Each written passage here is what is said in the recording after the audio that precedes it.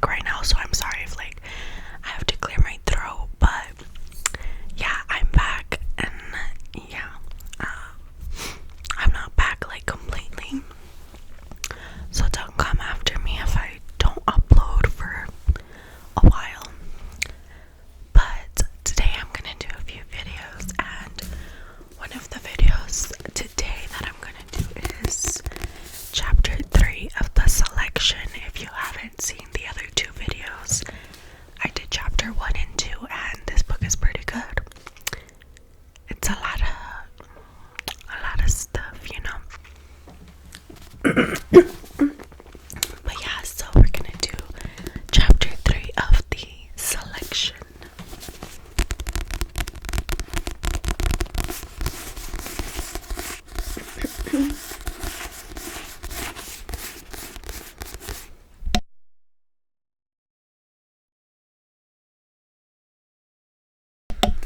Sorry guys.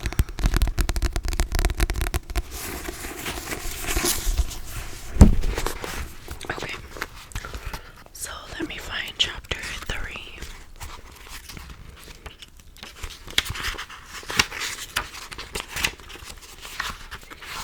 I can't find it. Wow, that's chapter 5. Chapter 2. I should have been more prepared, I'm sorry.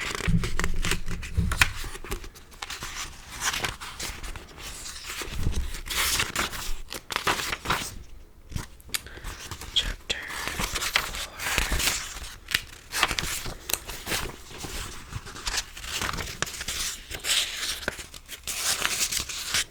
4. Okay, I found it. So chapter 3, chapter 3.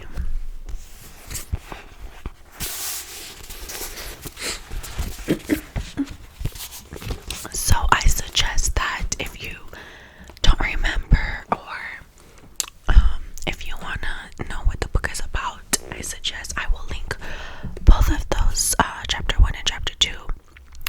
I will link them down below so that you can go watch those and catch up. But yeah, so let's start. So it's chapter 3. Aspen was dressed in white. He looked angelic. We were in Carolina still, but there was no one else around. We were alone, but we didn't miss anyone.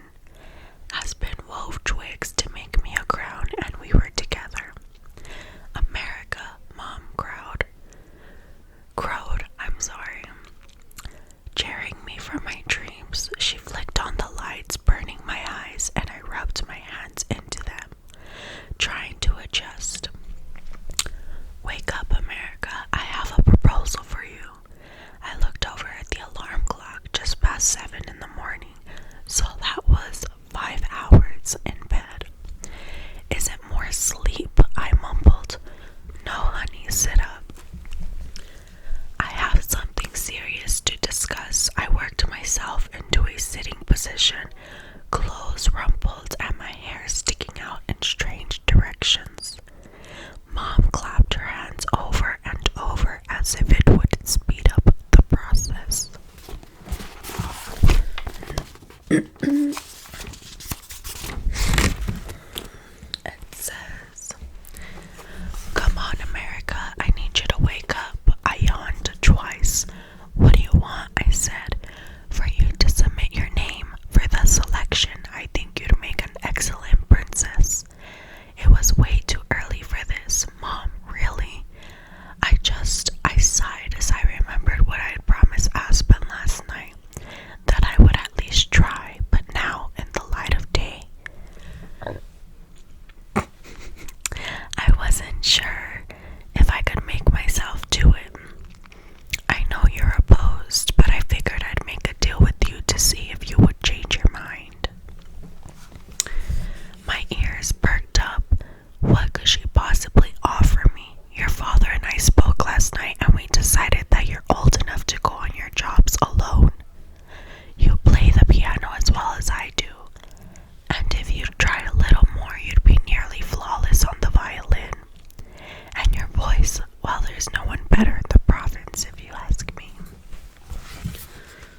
I'm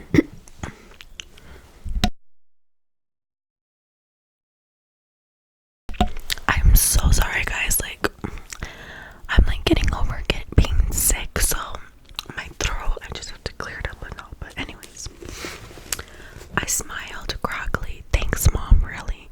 I didn't particularly care to work alone, though. I didn't see how that was supposed to entice me. Well, that's not all.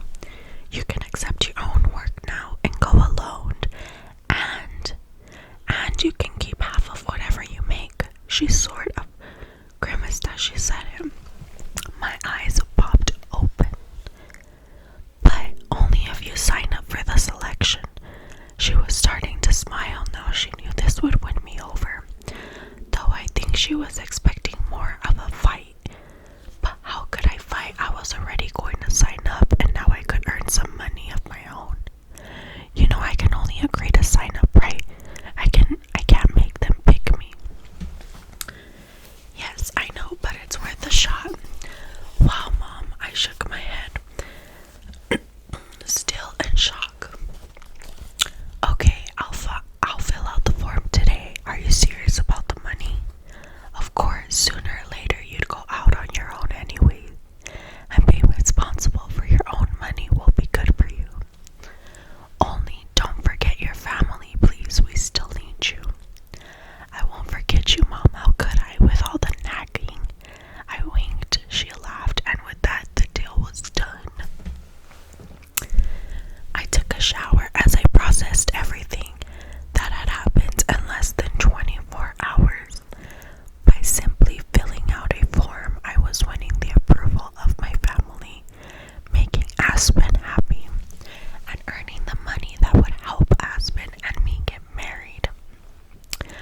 I wasn't so concerned about the money, but Aspen insisted we needed to have some savings of our own first. It cost a bit to do the legal stuff, and we wanted to have a very small party with our family after our wedding.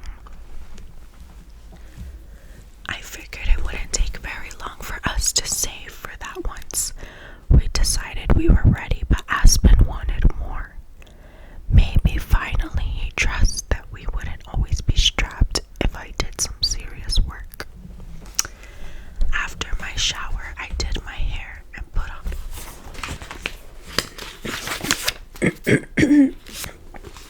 on the tiniest bit of makeup to celebrate, then went to my closet and got dressed. There weren't a whole lot of options. Most everything was beige, brown, or green. I had a few nicer dresses for when we worked, but they were hopelessly behind in the fashion department. It was like that though. 6s and 7s were almost always in denim or something sturdy. 5s mostly wore bland clothes as the artist covered everything with smocks, and the singers and dancers only really needed to look special for performances. The uppercase would wear khaki and denim from time to time to change up their looks, but it was always in a way that took the material to a whole new level. As if it wasn't enough that they could have pretty much wanted whatever they wanted, they turned our necessities into luxuries. I put on my khaki shorts and the green tunic top. By far the most exciting day,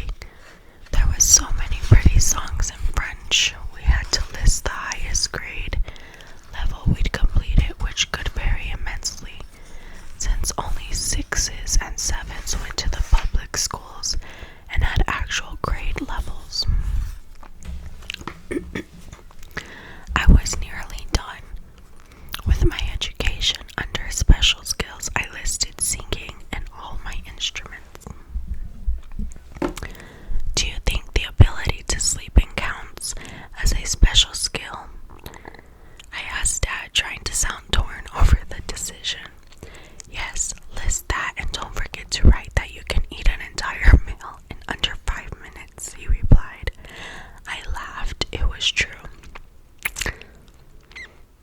I didn't intend to inhale my food. Oh, the both of you, why don't you just write down that you're an absolute heathen? My mother went storming from the room. I couldn't believe she was so frustrated. After all, she was getting exactly what she wanted. I gave Dad a questioning look. She just wants the best for you, that's all. He leaned back in his chair, relaxing a bit before he started on the commissioned piece that was due by the end of the month. So do you, but you're never so angry. I noted. Yes, but your mother and I have different ideas of what's best for you. He flashed me a smile. I got a mouth from him, both the look and the tendency to say innocent things.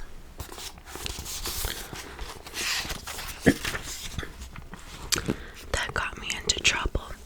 The temper was Mom's doing, but she was better at holding her tongue if it really mattered, not me. Like right now. Dad, if I wanted to marry a 6 or a 7, and he was someone I really loved, would you let me? Dad set his mug down and his eyes focused on me. I tried not to give anything away with my expression. His sigh was heavy, full of grief. America, if you loved an 8, I'd want you to marry him. But you should know that love can wear away and under the stress of being married. Someone you think you love now, you might start to hate when he couldn't provide for you. And if he couldn't take care of your children, it'd be even worse. Love doesn't always survive under those types of circumstances.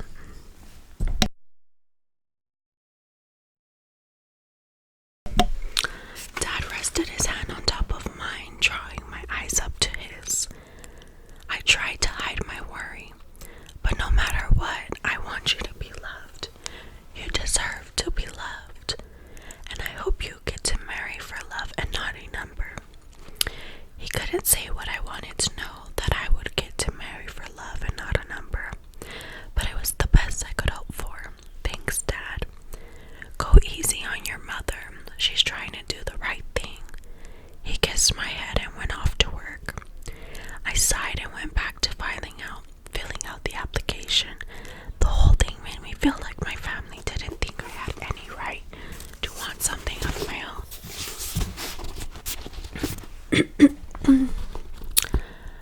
I knew I couldn't hold it against them in the long run.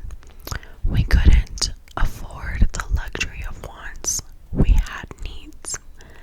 I took my finished application and went to find Mom in the backyard. She sat there. I thought I could read like that. Stitching up a hem as May did her schoolwork in the shade of the treehouse. Aspen used to complain about the strict teachers in the public schools. I seriously doubted any of them could keep up with Mom. It was summer, for goodness sake. Did you really do it? May asked. Bouncing on her knees, I sure did. What made you change your mind? Mom can be very compelling, I said pointedly, though Mom was obviously not ashamed at all of her bribery. We can go to the services office as soon as you're ready, Mom. She smiled a little. That's my girl. Go get your things and we'll head out. I want to get yours in as soon as possible.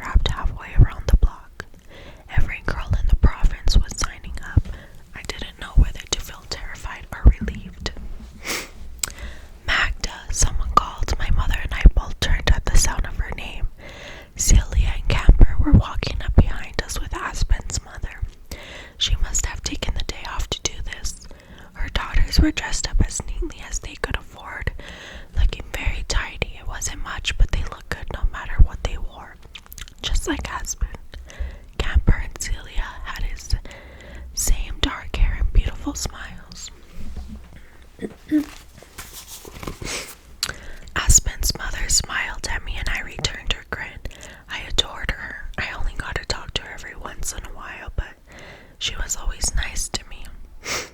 And I knew it wasn't because I was a step up from her. I'd seen her give clothes that didn't pay her kids anymore to families who had next to nothing. She was kind. Hello, Lena, Camper, Celia, how are you? Mother greeted them. Good, they sang in unison. You guys look beautiful, I said, placing one of Celia's curls behind her shoulder. We wanted to look pretty for a picture, Camper announced. Picture? I asked. Yes, Aspen's mother spoke in a hushed voice. I was cleaning at one of the magistrate's houses yesterday. This lottery isn't much of a lottery at all. That's why they're taking pictures and getting lots of information. Why would it matter how many languages you spoke if it were random?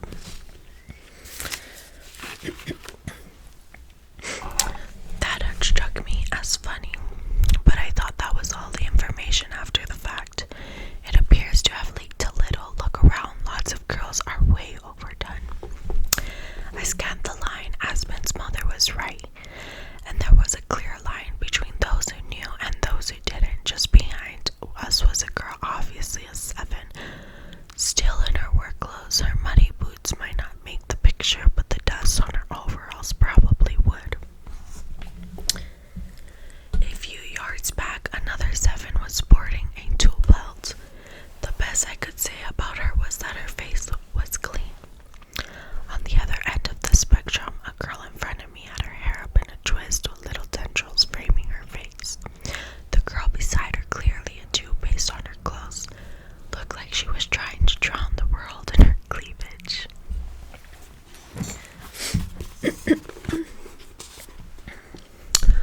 Several had on so much makeup they looked kind of like clowns to me, but at least they were trying. I looked to tease him, but I hadn't gone to any such lengths like the 7s. I hadn't known to bother. I felt a sudden flutter of worry. But why? I stopped myself and rearranged my thoughts. I didn't want this. If I wasn't pretty enough, surely that was a good thing. I would at least be a notch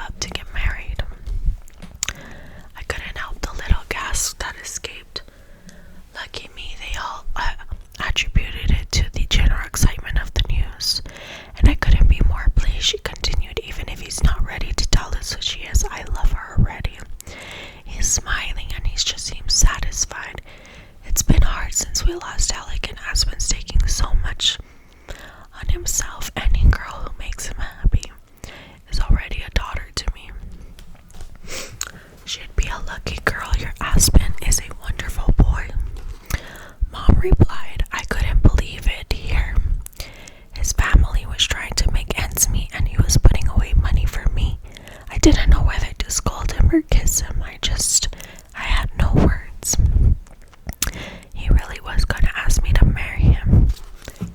It was all I could think about. Aspen, Aspen, Aspen. I went through the line, signed at the window to confirm that everything on my form was true, and took my picture. I sat in the chair, flipped my hair once or twice to give it some life,